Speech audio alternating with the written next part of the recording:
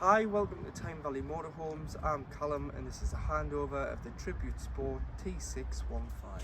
So starting the walk around on the driver's side, if you're thinking about heating your water on gas when while camping, this cover needs to come off. So only on gas. On electric the cover can stay on, and when you travel it's best to put the cover back on. So to take the cover off, hand on the top, thumb in the middle, take it off.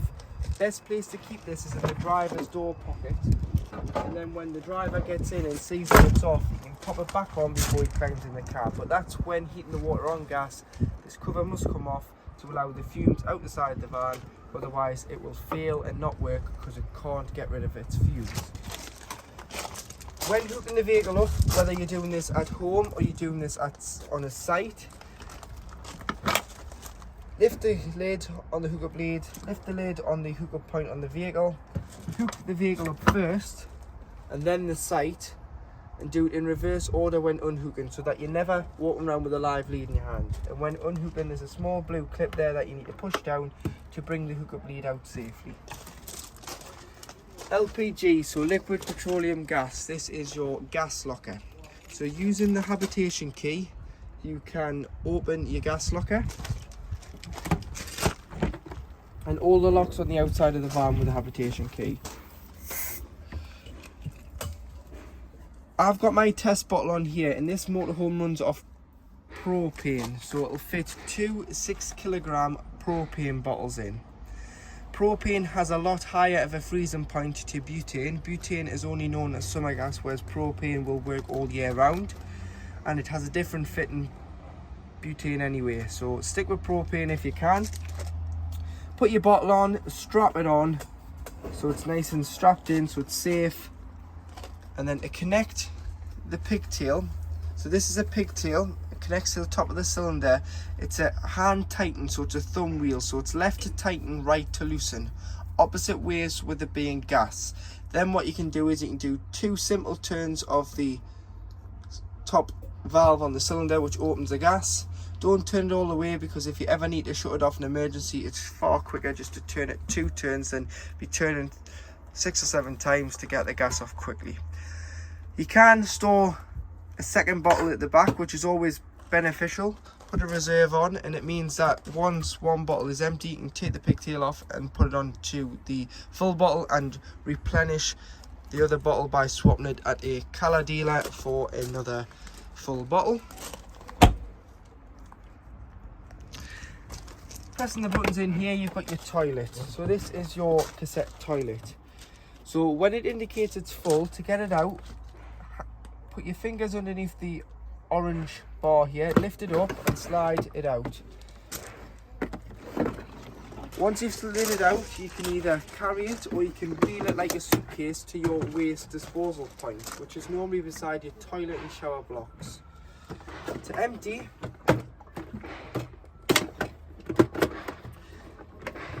lift the spout up, remove the grey cover.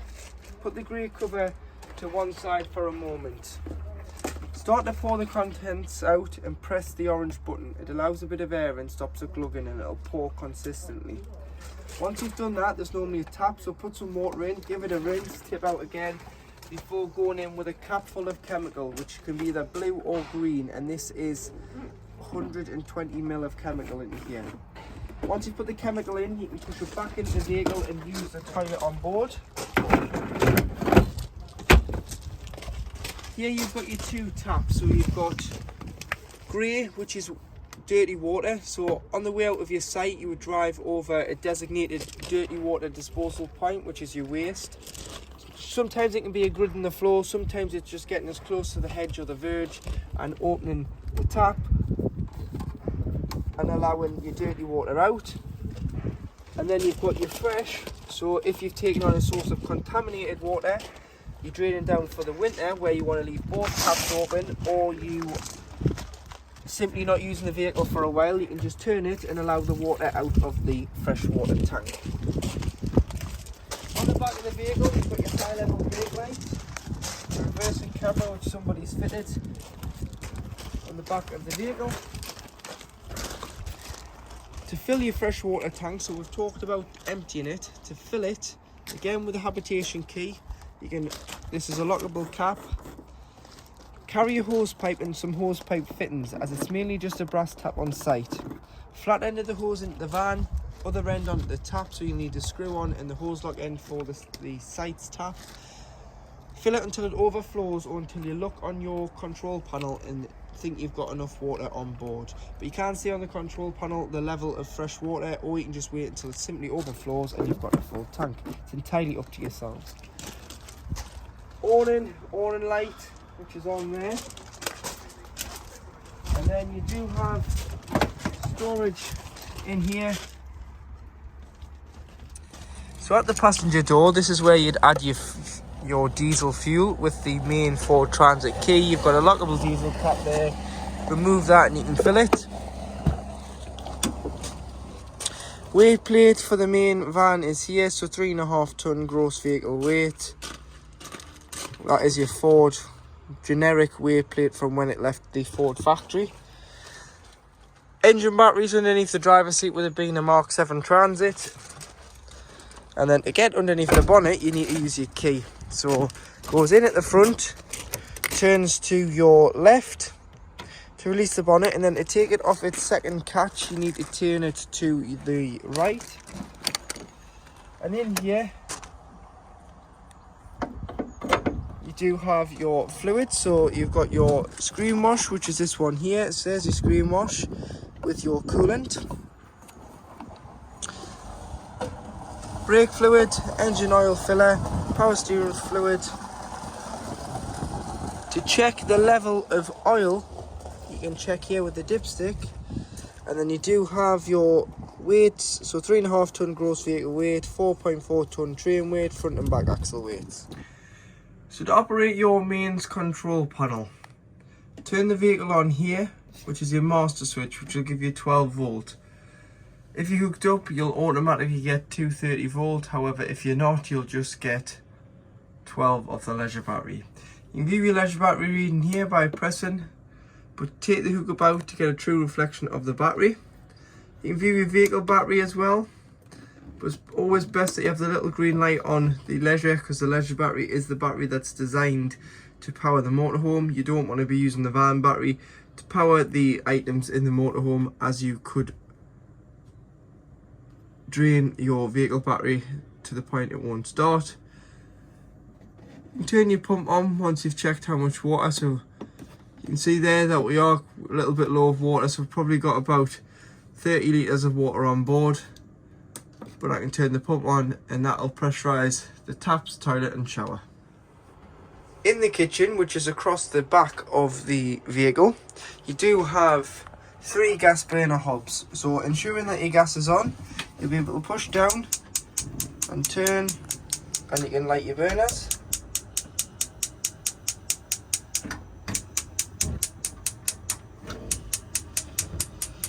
And then once you've had them on, if you turn them off and allow them to cool before you put the glass lid down.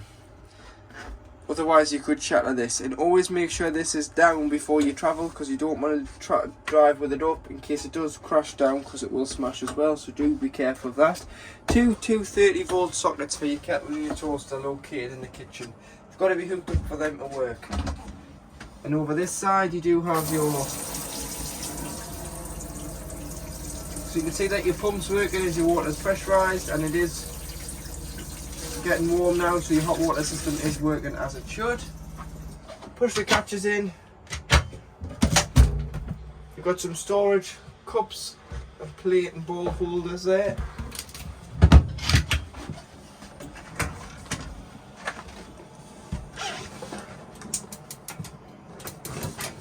Grill. And underneath the grill you do have an oven. If you ever need any parts for the oven, the FedFit sticker with the model number is located on the side there, so we will ask for details if you ever need any parts. Underneath you do have 5 gas taps. So the gas taps are gas isolation valves, which are mainly for when the vehicle is annually serviced. However, if you get a problem with gas, I would always recommend that you turn your bottle off. But if you're wild camping and you don't want to ruin your trip away, and you know what is leaking gas, you can isolate each individual appliance. So all you need to do is turn the valve like so and isolate the appliance. At the back, in the same cupboard as your gas taps, you do have your water pump. So this is what kicks in when you open any tap, flush a toilet, because it's got a micro switch built into the tap. However, when you drain the vehicle down, once you've drained it down and you've opened all the taps and you've turned the pump on to blow the water out of the pump, the remaining little bit of water for 10 seconds, and then cut the pump off by turning it off. It's always best that you take this little cover off.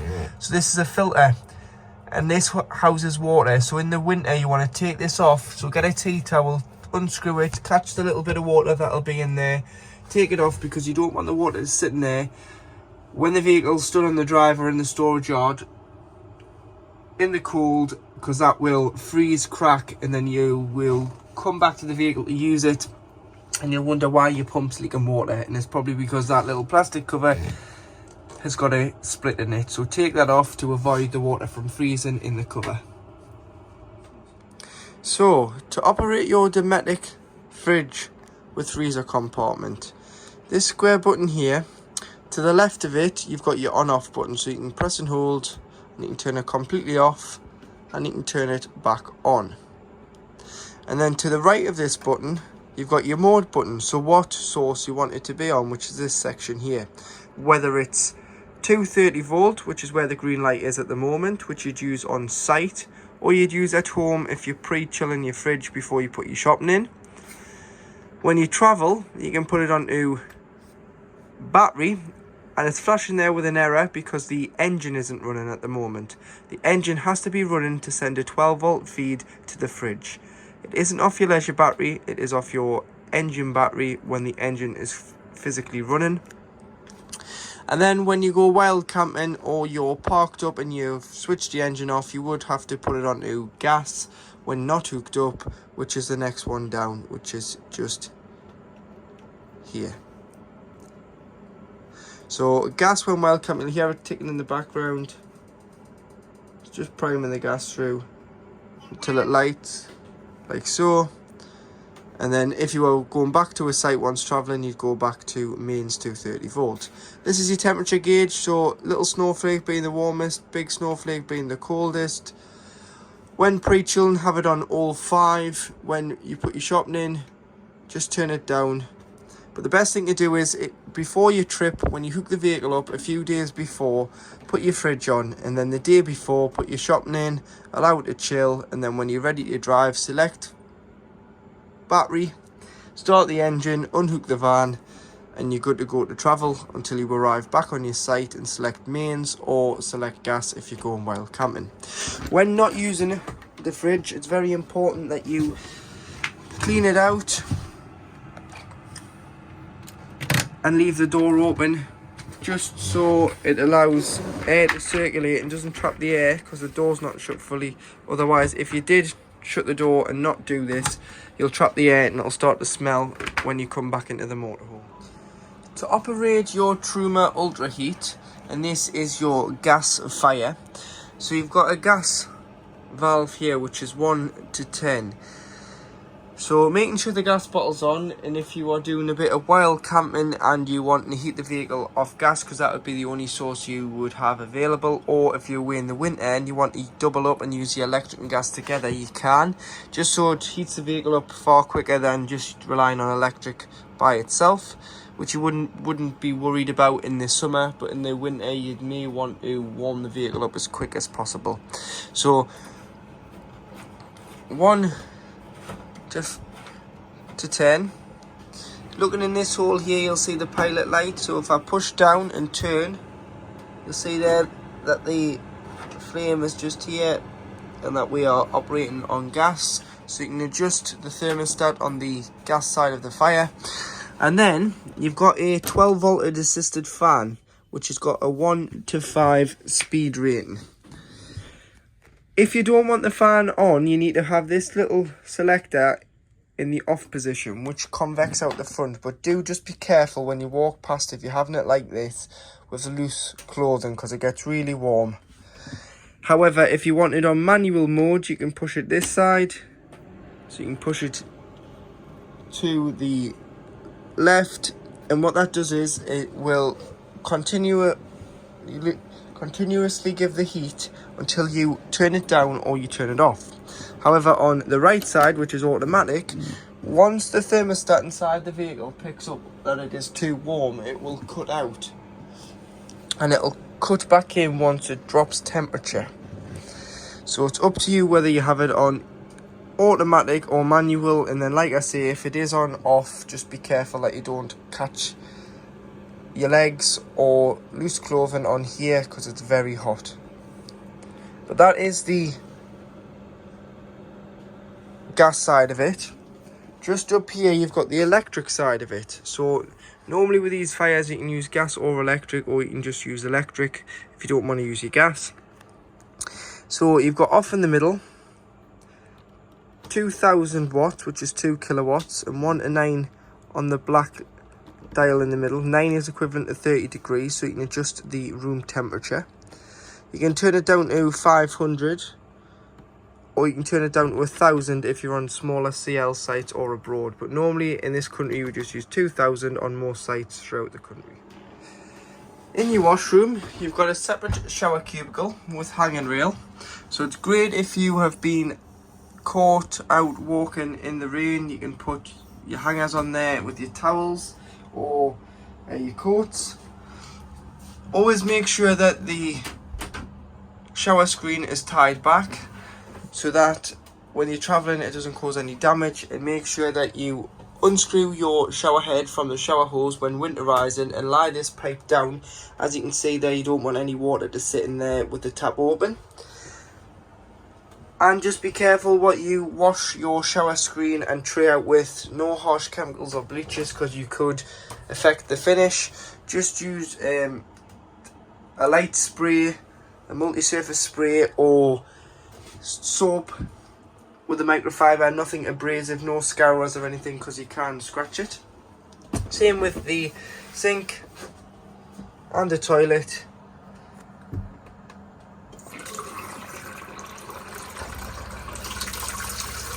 There, that water is red hot now.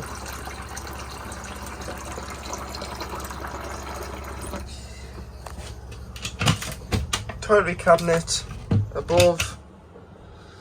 And to operate the toilet, press the blue button, which is your flush. So the fan will kick in. To stop the fan, you just press it. Press the blue button, put a little bit of flush water in, and then you want to open the blade. So open the blade, which is the grey lever to the right. Use the toilet.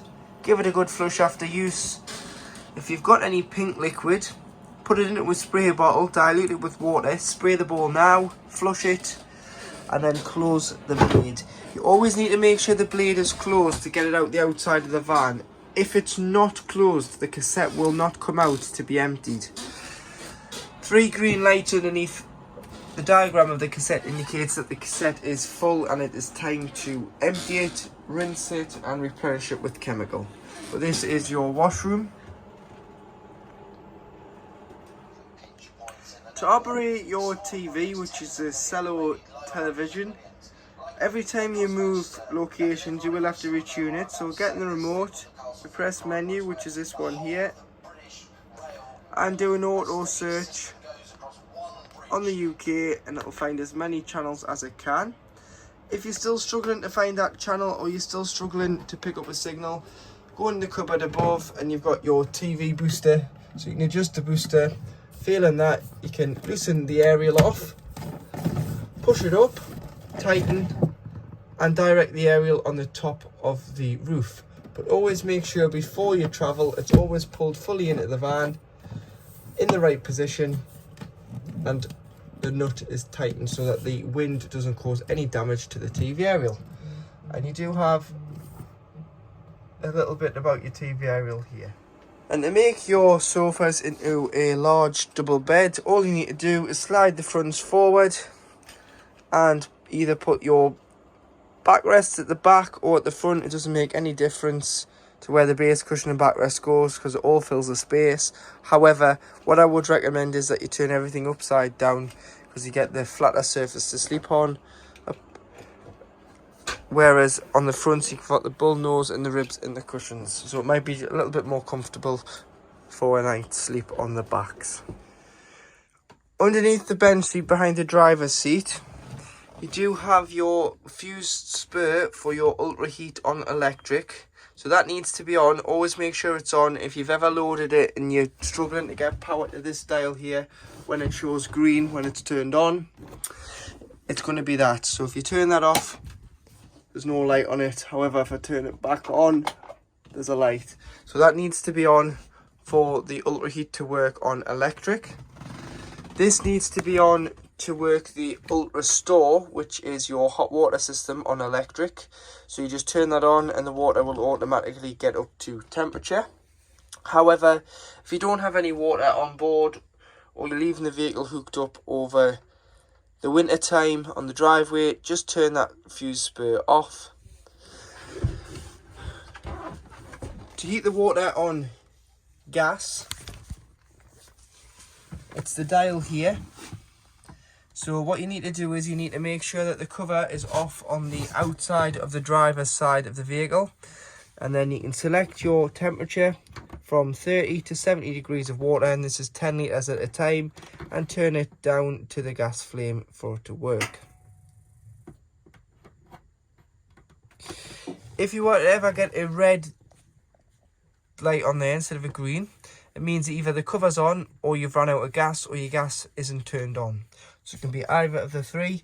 If you have left the cover on, all you need to do is take the cover off. When you take the cover off, blow into the housing, just so that you eliminate any gases that are in there, and then you can come back in the van and turn it on, and it should light straight on gas. But that's mainly for if you are wild camping, or if you're in desperate need of hot water. You can use both electric and gas together to reduce the time it takes to heat the water. Behind we here, you do have your boiler. So your boiler holds 10 litres of water at any one time. However, in the winter, it's very important that you drain the vehicle down. So you'd start off outside and empty your fresh tank, if you've got any fresh water in there. Your wastewater tank will always be empty from the last site you've been to. However, now crack the tap open and leave the taps on both fresh and waste open during this period. Come in, open all your taps within the van, remove your shower head from your shower hose and lie that down in the shower tray.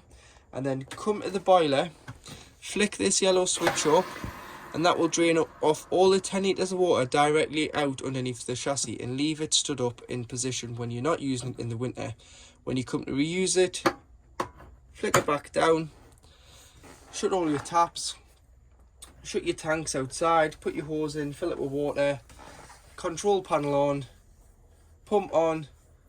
Cold side of the tap, you'll get a pressurised flow of cold water straight away. However, on the hot, it will cough, splutter, because it's filling the water from underneath the van in the fresh water tank into here of 10 litres. It's going to cough, splutter, make all sorts of noises until you get a free flow of water from the hot. Then your system is primed.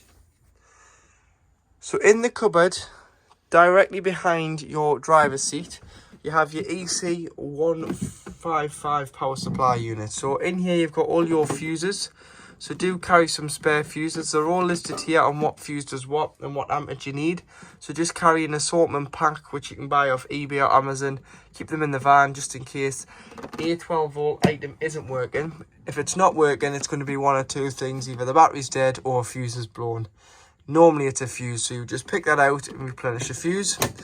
If it's 230 volt and you have tripped the vehicle, your RCD and your main circuit breaker is here. However, if you think you're not receiving power, best way to check is if you can trip the vehicle out. If the vehicle trips, you've got power. If it doesn't trip, it's not the vehicle, it's where you're getting the power from. So you can try here, and obviously the charger is charging your leisure battery when you hooked up. And you've got a unique build number on here, so if you ever need any parts for this, because all dealers who are Auto Trail dealers use an Auto Trail system, quote that number and we'll be able to see what part is being fitted to your van. So directly behind the passenger seat, underneath the bench seat, in this black box here in the floor is where your leisure battery lives. So this is your main leisure battery, which is only one fitted to the vehicle. And you do have a main 20 amp battery fuse there. So if you're still not getting 12 volt, try that fuse hasn't blown. But that is the location of where your leisure battery lives on this vehicle. It can be accessed from under here or outside on the locker door there.